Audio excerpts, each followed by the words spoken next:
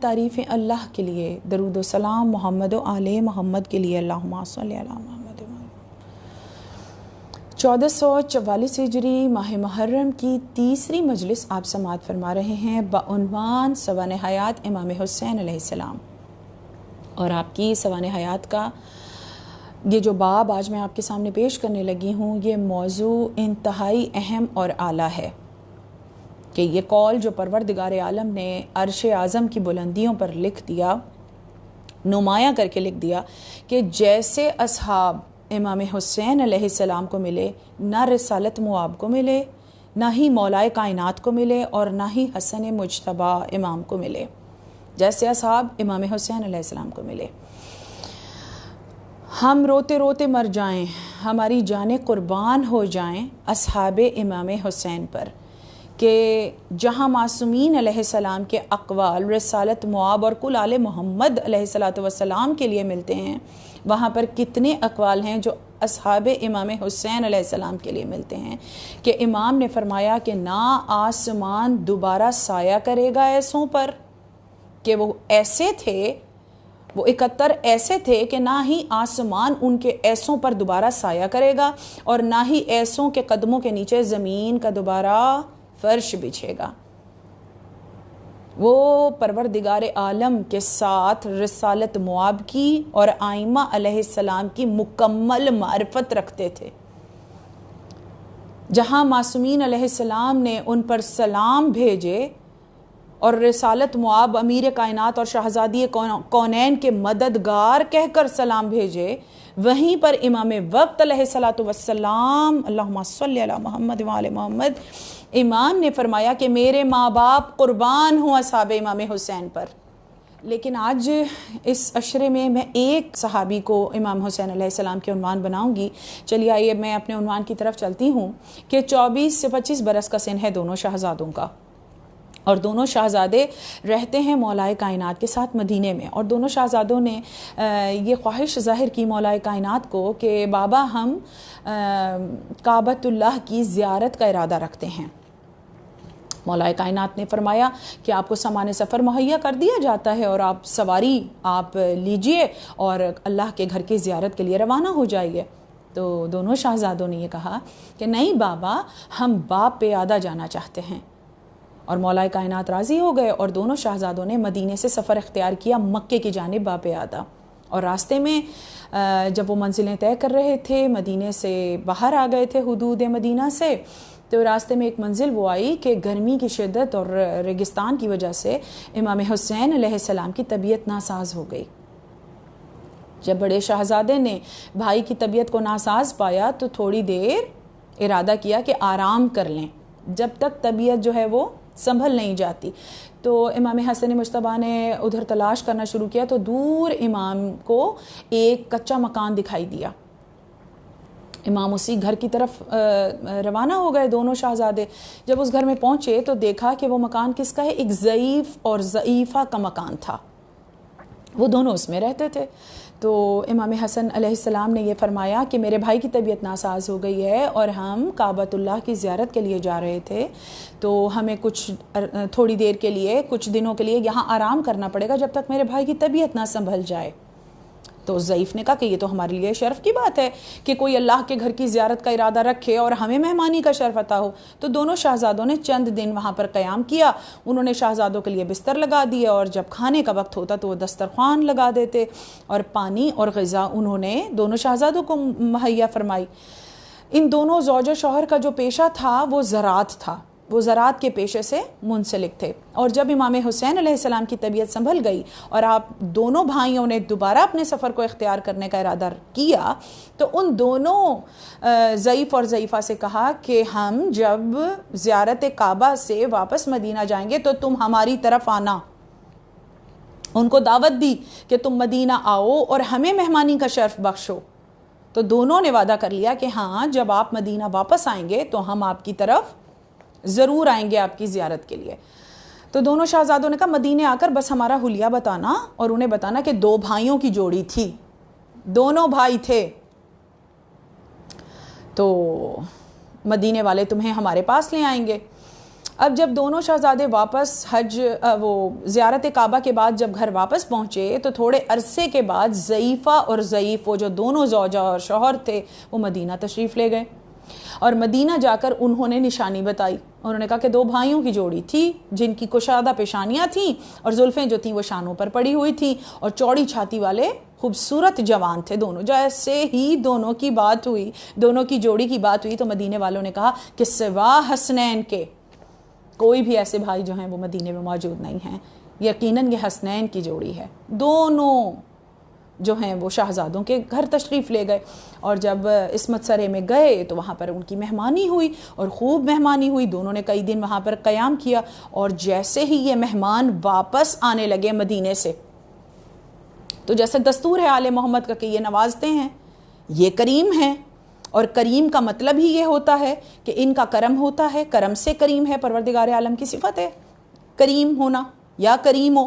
اور کرم ہوتا کس کے اوپر ہے؟ گناہگار کے اوپر، بیچارے عیب والے کے اوپر. جیسے فطرس پہ ہوا تھا کہ اس نے آ کر کوئی پر کا سوال نہیں کیا، لیکن سرکار دو عالم نے فرمایا مس ہو جا جھولے سے.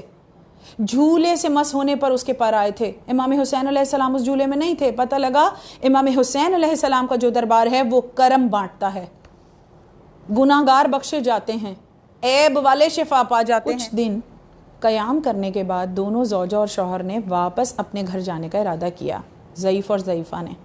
امام حسین علیہ السلام نے فرمایا کچھ دن رک جاؤ.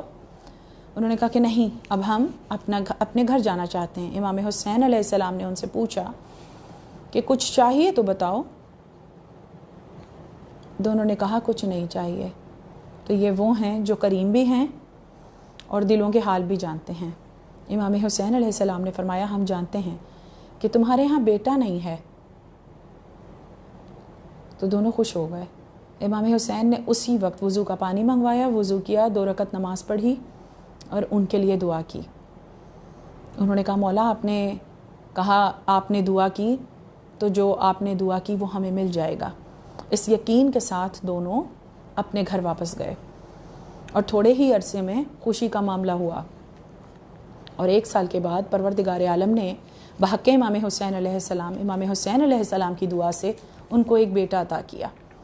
اور بیٹے کو پا کر دونوں بزرگ، دونوں ضعیفہ اور ضعیف خوشی سے پھولے نہیں سما رہے تھے.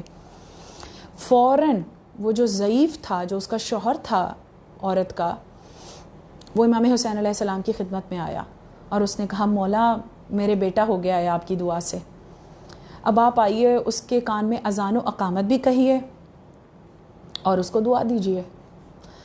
تو امام حسین علیہ السلام نے کہا کہ تو اتنی تکلیف نہ اٹھا، بلکہ جا اور اپنے بیٹے کا نام رکھ ہماری طرف سے، اور اس کا نام رکھ حر. ہم نے تیرے بیٹے کا نام حر رکھا. عرب میں یہ نام اس سے پہلے زیادہ مشہور نہیں ہے، تاریخ میں اتنا زیادہ نہیں ملتا. اب پتہ لگا کہ جناب حر علیہ السلام امام حسین علیہ السلام کی دعا سے تھے. خوشی خوشی گھر گیا اور بچے کا نام حر رکھ دیا. اب یہ خاندان کون سا خاندان ہے؟ جو زراعت کے پیشے سے وابستہ ہے.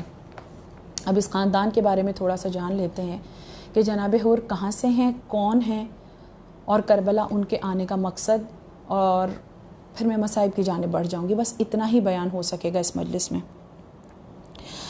اب عرب میں نے آپ کو بتایا کہ یہ جو حور نام ہے یہ مشکل سے ملتا ہے.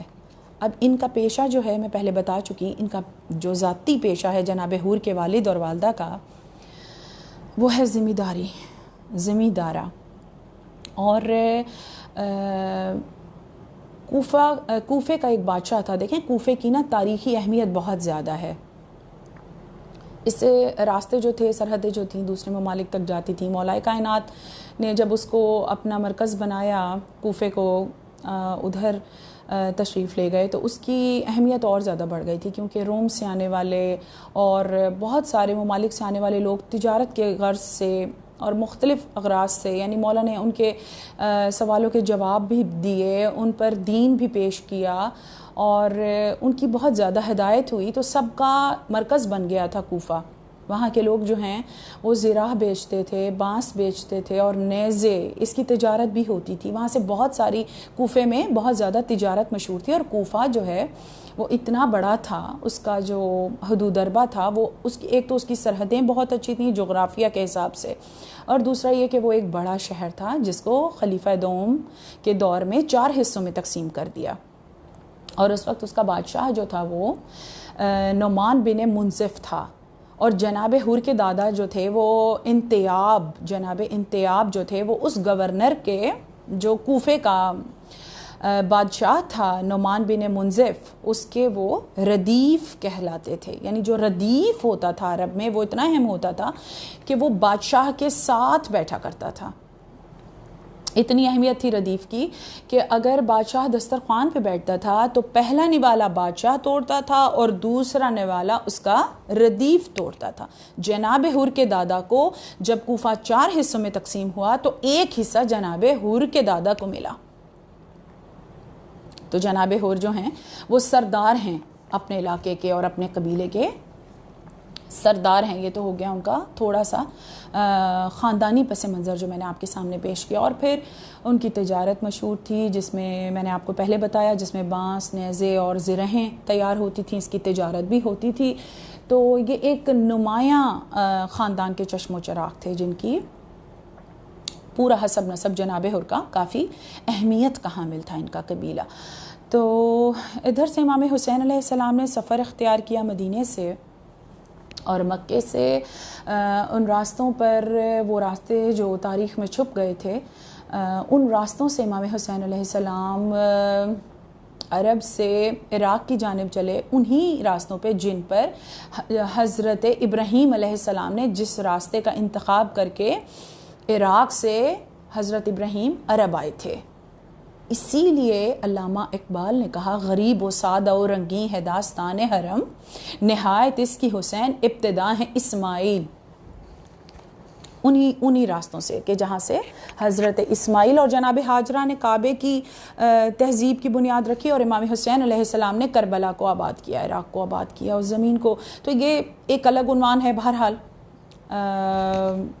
اگر انبیاء اور امام حسین علیہ السلام کو میں عنوان بناتی ہوں تو پھر ظاہری بات ہے جب ہسٹری پر بات ہوتی ہے تو پھر اس جگہ کی اہمیت اور اس کی ساری تاریخ اگر بیان ہو باب ایل کی، بابل کی، تو پھر اس باب میں یہ ساری باتیں آئیں گی. تو میں نے ایک شعر آپ کے گوش گزار کیا. انہی راستوں پر سے ہوتے ہوئے امام حسین علیہ السلام جو ہیں وہ کربلا وہ کوفہ جانے کی تیاری کر رہے تھے. امام حسین کا رخ کوفے کی طرف، اور کوفے سے وہاں کے گورنر جو ہے ابن زیاد نے ایک بڑا 1000 سپاہیوں کا لشکر جو ہے وہ روانہ کیا جناب حور کی سپہ سالاری میں. دارالامارہ سے لشکر کو لے کر ادھر سے جناب حور چلے کہ امام حسین علیہ السلام کا راستہ روک کر انہیں کوفے نہ آنے دیا جائے. جناب حور نے جب دارالامارہ کی سرحدوں کو چھوڑ رہے تھے اور 1000 کا لشکر ان کے پیچھے تھا، جن کو ابن زیاد نے یہ بھی کہہ دیا تھا کہ جب تم اس لشکر کے سپہ سالار ہو اور تم حسین کا راستہ روکو گے، اور جب تم لشکر بلواؤ گے تو ہم لشکر تمہارے کہے پر بھیجیں گے. اور اگر جناب حور امام حسین کی طرف نہ آتے تو قتل حسین جناب حور کے ہاتھوں ہونا تھا. لیکن دارالامارہ کی سرحدوں کو چھوڑتے ہوئے جناب حور کے کانوں میں 2 بار ایک آواز آئی، اور آواز کیا تھی؟ جا حور، جنت تیری منتظر ہے. 2 بار جب یہ آواز آئی جناب حور کے کانوں میں تو آپ نے دائیں دیکھا اور بائیں دیکھا، پیچھے لشکر ہے. یہ آواز کس نے دی؟ لیکن آواز دینے والا نظر نہیں آیا. یہ وہ چنے ہوئے لوگ تھے جن کا انتظار امام نے کیا، امام وقت جن کا منتظر تھا. یہ وہ ہستیاں ہیں. بہت راز ہیں اس باب میں جن کو میں سب کو تو پیش نہیں کر سکتی، لیکن میں گزرتی جاؤں گی. میں حق ادا کروں گی اپنی طرف سے، تھوڑی باتیں آپ کے سامنے پیش کروں گی. سارا پیش کرنا تو اتنا آسان ہوتا بھی نہیں ہے ایک محدود وقت میں. میں ہمیشہ یہ کہا کرتی ہوں کہ وقت بہت محدود ہے، لیکن یہ بھی یاد رکھیے کہ وقت بہت قریب ہے. اب وہ اسرار، وہ تحقیق بیان کرنی پڑے گی اور آپ کو سننی بھی پڑے گی، کیونکہ وقت بہت قریب ہے۔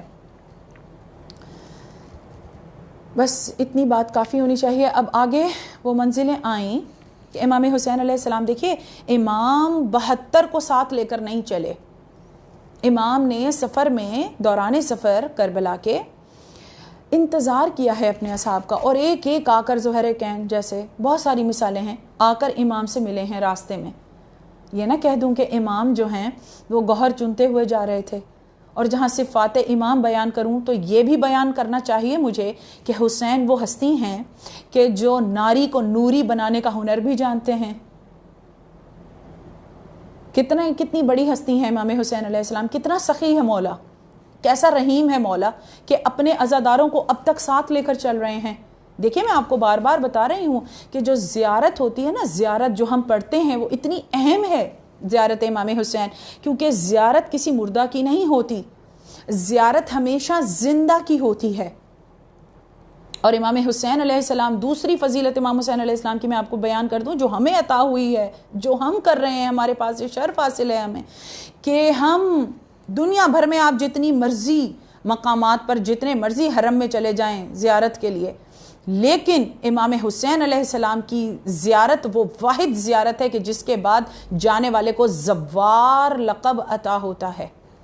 زوار وہی کہلائے گا، اب زوار وہی کہلائے گا جو امام حسین علیہ السلام کی زیارت کرے گا، چاہے وہ قبر پہ ہو، چاہے وہ ہر دن زیارت پڑھے۔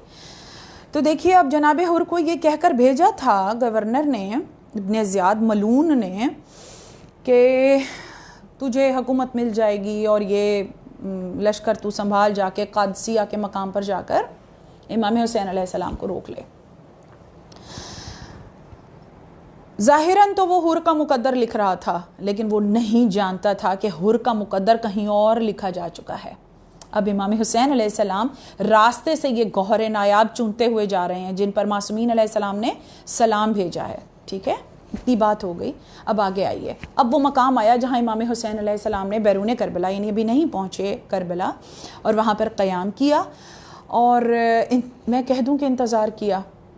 اب دیکھ کیا رہے ہیں کہ سامنے ریگستان ہے، اور اس میں ایسا محسوس ہوتا ہے جیسے کوئی پتے ہیں، درختوں کے پتے ہیں۔ سب نے کہا مولا درخت ہیں، لیکن جب جناب حر کا لشکر اور قریب آیا نا، تو امام حسین علیہ السلام نے دیکھا کہ اب وہ پتے نہیں ہیں، وہ نیزوں کی انیاں ہیں۔ اب نیزوں کی انیاں جو ہیں ان کے پیچھے سر ہیں، اب سر نہیں ہیں، یہ تو راہوار ہیں، یہ تو گھوڑے ہیں۔ اور لشکر کا یہ حال تھا کہ سالار اور سپاہیوں میں فرق کرنا مشکل تھا، اور یہ امام معصوم ہیں کہ جو پہچان گئے تھے کہ یہ کتنے پیاسے ہیں۔ وہ اتنے پیاسے تھے کہ جانور کی یہ صفت ہے، گھوڑے کی یہ صفت ہے کہ جب وہ پیاسا ہوتا ہے تو اس کے منہ سے رال نکل رہی ہوتی ہے، جھاگ نکل رہی ہوتی ہے، لیکن گھوڑوں کی زبانیں جو ہیں وہ خشک ہو کر لٹکی ہوئی تھیں۔ امام معصوم نے یہ فرمایا کہ یہ پیاسے ہیں، عباس پانی نکالو، پانی لاؤ۔ پانی ہے؟ جناب عباس نے کہا پچھلی منزل سے مولا مشکیں بھری ہیں، لیکن آگے کہیں پانی نظر نہیں آ رہا، اور ہمارا ساتھ جو ہے وہ بچوں کا ہے، ہمارے ساتھ بچے اور بیویاں ہیں۔ امام حسین علیہ السلام نے فرمایا کہ کیا میں اپنے بچوں کو سامنے رکھ کر انہیں پیاسا چھوڑ دوں؟ امام کو نہ صرف لشکر کی فکر تھی بلکہ ان کے رہواروں کی، سواریوں کی بھی فکر تھی۔ یہ ہوتا ہے امام، ساری مخلوق پر حجت ہے۔ اب آپ کو تھوڑی سی یہ بات حجت پہ پیش کر دوں، جب پانی اور حجت کی بات ہوئی تو میں فضائل کیسے چھوڑ دوں کہ دیکھیے جو حجت ہوتا ہے نا، حجت ہے جو حجت زمانہ ہے، وہ مخلوق کا محتاج نہیں ہوتا، بلکہ پوری مخلوق امام کی حجت کی محتاج ہوتی ہے۔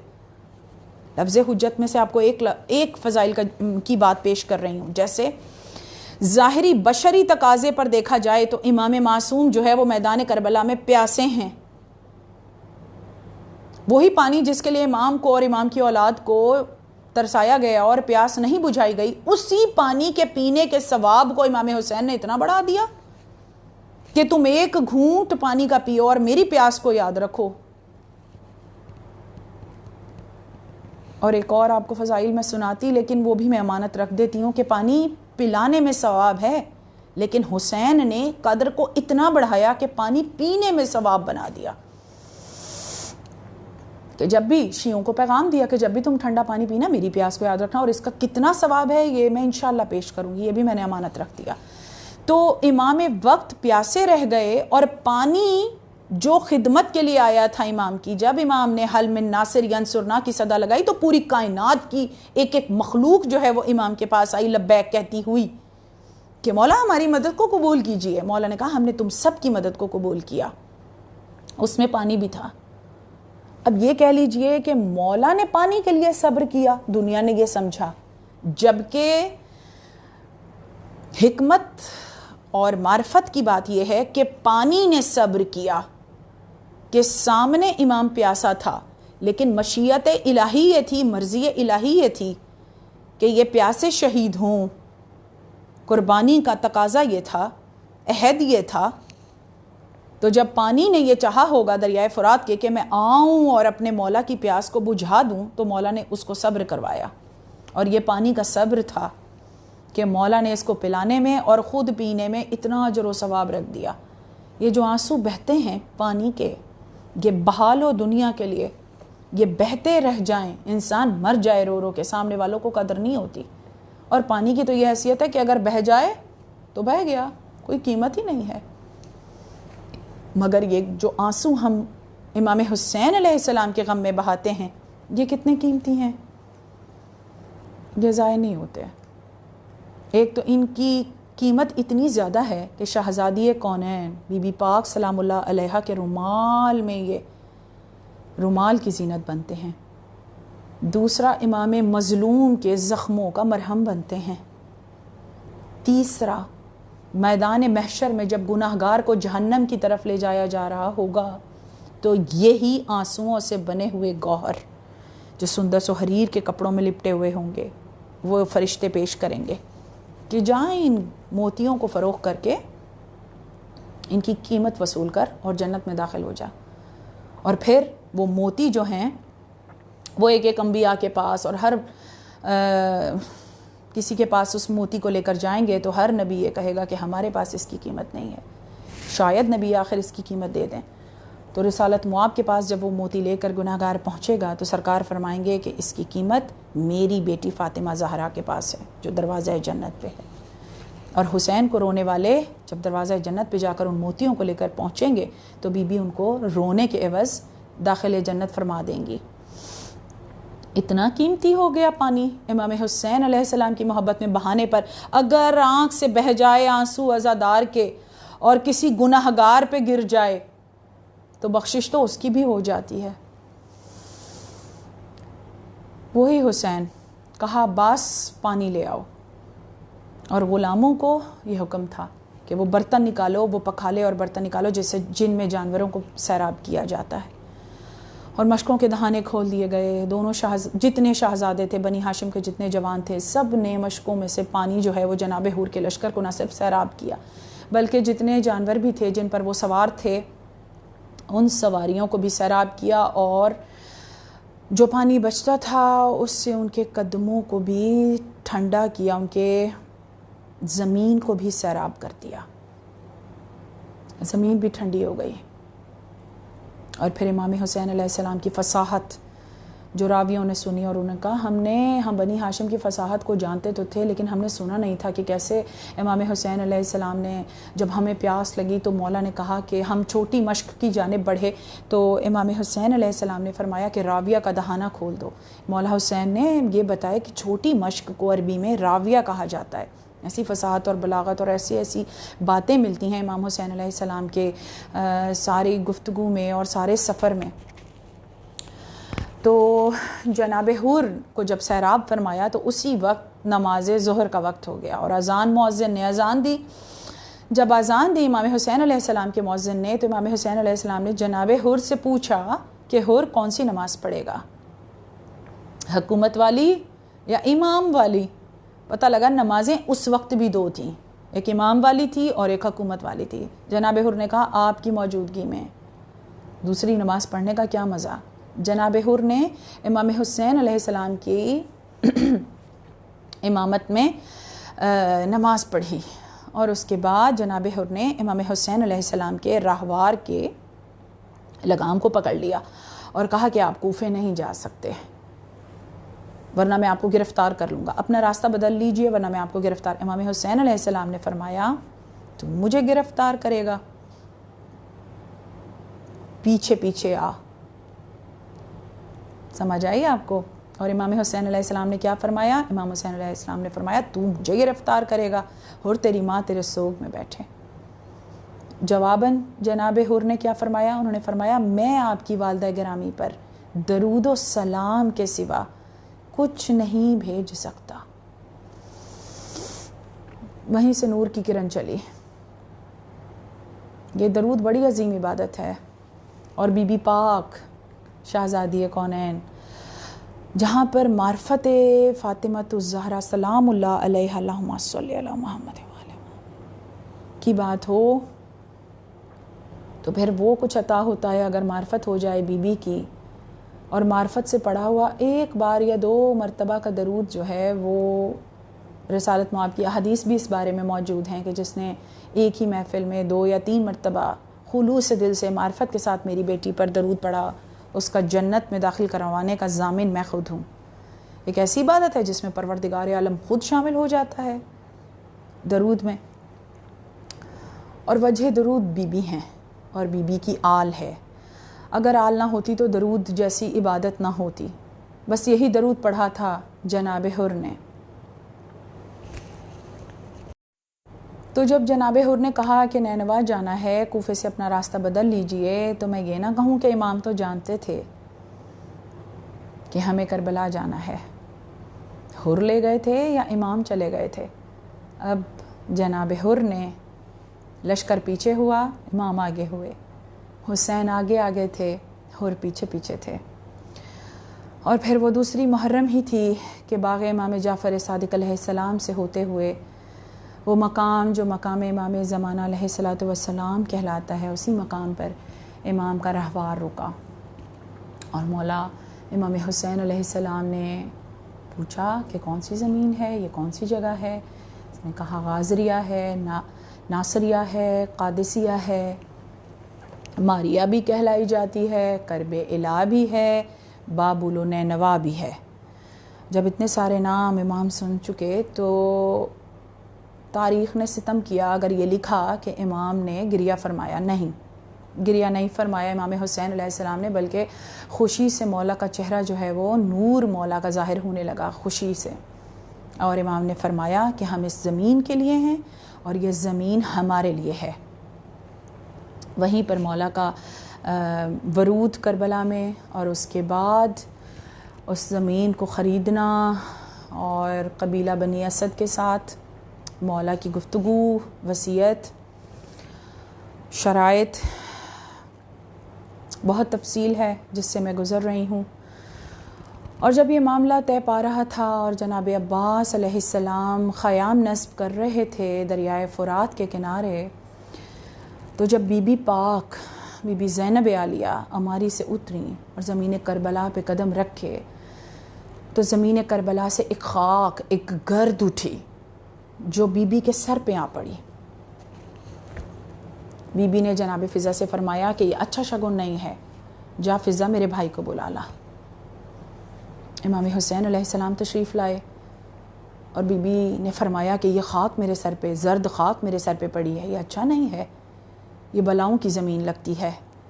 امام حسین علیہ السلام نے فرمایا کہ زینب 11ویں محرم ہوگی اور یہی خاک آپ کے سر پہ سایہ کرے گی، پردہ کرے گی۔ اس کے بعد بس پھر وہ شب عاشور، اس کے بعد جناب حور آئے، 4 محرم، لشکر پہ لشکر آ رہے ہیں میدان کربلا میں، اتنے لشکر تھے کہ گھوڑوں کی ٹاپوں سے دہل رہی تھی زمین کربلا، ماؤں کے دودھ خشک ہو گئے تھے۔ اسی وقت جناب حبیب ابن مظاہر کو پیغام بھیجنا، کوفے سے ان کا تشریف لانا میدان کربلا میں، اور سارے انتظامات ہیں، بڑی تفصیل ہے جس کی۔ شب عاشور امام حسین علیہ السلام کا اپنے اصحاب کے ساتھ بیان سارا، اس میں اصحاب کی تیاری کہ کس طرح وہ ہنس ہنس کے ایک دوسرے کو مبارکباد دے رہے تھے، اور اپنے ہتھیاروں کو سیدھا کر رہے تھے. کوئی اپنی پیشانی کے بلوں کو کس کے امامہ باندھ رہا تھا, کوئی اپنی پسلیوں میں اور کمر میں لکڑیاں باندھ رہا تھا اور اپنی کمر کے خم کو سیدھا کر رہا تھا. بی بی ثانیہ زہرا کا سلام بھیجنا جناب حبیب ابن مظاہر کی آمد پر بہت ساری تفصیل ہے, لیکن بس میں گزر جاؤں گی. ادھر جناب حور اپنے خیمے میں بے چین تھے, کبھی باہر جاتے تھے کبھی واپس اندر آتے تھے. بھائی بھی موجود ہے, جناب حور کا بیٹا بھی موجود ہے میدان کربلا میں. کہا بے چینی کس بات کی ہے, پریشانی کس بات کی ہے؟ کہا کہ کیا میں فاطمہ کے لال کو کل کو قتل کروں گا؟ بار بار جناب حور کی بے چینی کا اظہار کیا جناب حور نے. اور دوسرا سوال یہ کیا کہ جو خیام حسینی سے العطش العطش کی صدائیں ہیں یہ مجھے چین نہیں لینے دیتی. جناب حور نے بیان کیا بے چین. اس کے بعد اپنے بیٹے اور بھائی سے کہا کہ چلو اپنے گھوڑوں کو سیراب کر کے لاتے ہیں, دریا پر جاتے ہیں. یہ کہہ کر جناب حور اپنے خیام سے نکلے اور پھر رخ کیا خیام امام حسین علیہ السلام کا. ادھر سے حور چلے, ادھر سے حسین اٹھے اور جناب عباس اور شہزادہ علی اکبر سے یہ فرمایا کہ آ جاؤ, میرا مہمان آ رہا ہے. دونوں کو ساتھ لیا. امام حسین علیہ السلام منتظر ہوئے جناب حور کے.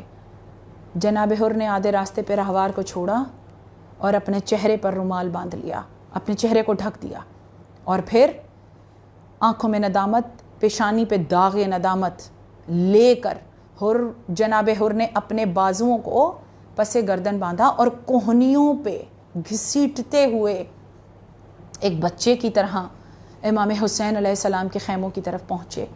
جیسے ہی دور سے امام حسین علیہ السلام نے دیکھا, جناب عباس سے کہا کہ بڑھ کے بھائی کا استقبال کرو. شہزادہ علی اکبر سے کہا کہ بڑھ کے علی ابن الحر کا استقبال کرو.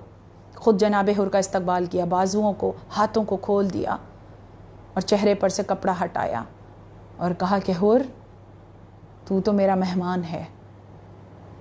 ہاں ایک وہ وقت تھا کہ جب تو ہمارا مہمان ہوا تو اور ہم نے تجھے سیراب کیا تھا, لیکن آج وہ وقت ہے کہ ہمارے پاس پانی نہیں ہے اپنے مہمان کو سیراب کرنے کے لیے. اور اس کے بعد دیکھیے یہ امام حسین علیہ السلام کا کرم ہے. اور میں نے پہلے بھی کہا کہ اگر کوئی اعتراف گناہ کر لے تو پروردگار عالم ایسا رحیم ہے کہ وہ بخش دیتا ہے. امام حسین علیہ السلام پروردگار عالم کی صفت رحیمی کا اظہار کر رہے تھے. یہ ان کی رحیمی تھی کہ انہوں نے نہ صرف جناب حور کو معاف فرمایا بلکہ داغ ندامت کو بھی چھڑوایا. جہاں سارے اصحاب کے لاشیں لا کر ایک جگہ رکھے گنج شہیدہ میں, وہیں پر جناب حور کو اپنی ماں کے ہاتھ کا بندھا ہوا رومال بھی پیشانی پر باندھا. کسی اصحاب کو ایسی کوئی چیز عطا نہیں ہوئی, لیکن جناب حور کو خصوصاً عطا ہوئی. وہی جناب حور جب صبح ہوئی, صبح عاشور, اب جناب حور نے فرمایا کہ آقا میرے بیٹے کو میدان جنگ میں جانے کی اجازت دیجیے. امام عالی مقام نے اجازت دی. جناب حور نے اپنے بیٹے کو رہوار پہ سوار کیا. امام حسین علیہ السلام نے رخصت کیا, اور جب وہ جنگ کر رہا تھا علی ابن الحر, تو جناب حور جو ہیں وہ خوشی سے, جب وہ کوئی وار کرتا تھا خوشی سے امام حسین کی طرف دیکھتے تھے. تو امام حسین علیہ السلام یہ فرماتے, حور تیرا بیٹا بہت بہادر ہے, بہت شجاع ہے. کیوں نہ ہوتا, نام جو علی ابن الحر تھا, اب یہ تو معرفت کے باب جا کر کھولنے پڑیں گے اور اسرار پیش کرنے پڑیں گے کہ جناب حور کہاں سے تھے اور کس ارادے سے امام حسین علیہ السلام تک پہنچے تھے, کیسی حکمت انہوں نے اختیار کی تھی, اور اندر انہوں نے کیسا تقیہ کر رکھا تھا گورنر کوفہ کے سامنے, کہ جہاں راستوں پر ناکے لگے ہوئے تھے اور پہنچنا مشکل تھا امام تک. یہ تو اندر کے حالات ہیں جو انشاءاللہ پھر پیش کروں گی. بہرحال جناب حور داد وصول کر رہے تھے کہ مولا دیکھیں میرا بیٹا کیسے جنگ کر رہا ہے. اور پھر وہ وقت آیا کہ جب جناب حور کے بیٹے نے زین سے زمین پر آتے ہوئے اپنے بابا کو پکارا. جناب حور نے اپنے گھوڑے کو کاوا دیا, آقا میرا بیٹا گر گیا. امام حسین علیہ السلام نے جناب حور کے راہوار سے آگے اپنے راہوار کو بڑھایا اور کہا کہ حور شریعت محمدی میں منع ہے کہ باپ اپنے بیٹے کا جنازہ نہیں اٹھاتا اور اپنا گھوڑا جو ہے ذوالجناح کو میدان کربلا میں لے گئے اور جناب حور کے بیٹے کو زمین کربلا سے ایک ہاتھ سے زہرا کے لال نے اٹھائے اور ذوالجناح پر ساتھ لے کر واپس آئے. جناب حور کے بیٹے کو تو مولا آپ نے اٹھایا، مگر ہائے غریب زہرا کہ جب لاشا علی اکبر کی باری آئی، جب اپنی اولاد کی باری آئی تو کوئی حسین کا مددگار نہیں. الا لعنت اللہ علی القوم الظالمین. الہ اس عبادت کو قبول و منظور فرما. پروردگار عالم ہمیں محمد و آل محمد کی سچی معرفت عطا فرما. ہمیں اصحاب امام حسین میں ہمارے بزرگوں کا ہمارا شمار فرمانا کہ ہمارا شمار ناصران امام حسین میں ہو. بار الہ پروردگار عالم جب میدان محشر ہوگا تو جب سب فنا ہو جائے گا، وہیں پروردگار عالم زمین پر سے زمین کربلا معلیٰ کو عرش کی بلندیوں پر اٹھائے گا، جہاں ہر مخلوق کو جگایا جائے گا. وہاں پر کہا جائے گا ان کو سونے دو. ان اصحاب امام حسین علیہ السلام کے لیے کہا جائے گا ان کو سونے دو، یہ روز عاشورہ کے تھکے ہوئے ہیں. آمین یا رب العالمین. اللہم صلی علی محمد و آل محمد وعجل فرجہم اجمعین.